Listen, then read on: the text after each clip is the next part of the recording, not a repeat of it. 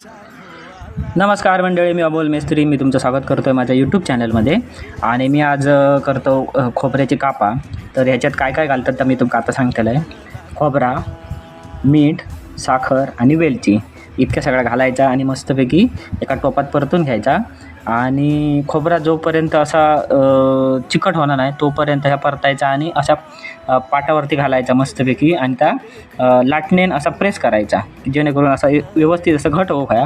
आणि त्या घट्ट करून झाला ना की त्या फॅन खाली ठेवायचा जेणेकरून त्या सुका खाया असं मस्तपैकी. बघा आता बघा, आता लाटणेन असं फिरवलं की मस्तपैकी घट होतं. तर आता जे कापा बघला तुम्ही ती किती खोबऱ्याची म्हणजे किती नारळाची होती ते बघूया. हे बघा 1 2 आणि 3 आणि हो एक 4 नारळ असं 4 नारळाची आता ही कापा बनवता.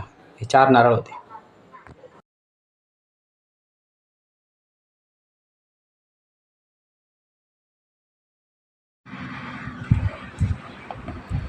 लाटणेत मस्तपैकी असा प्रेस करून घ्यायचा.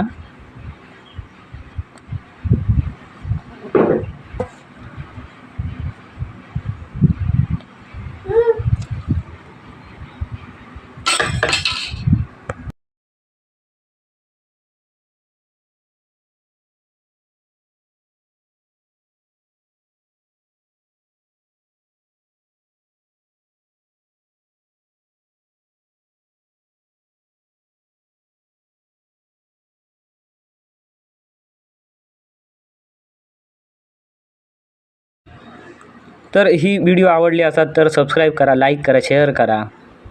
धन्यवाद.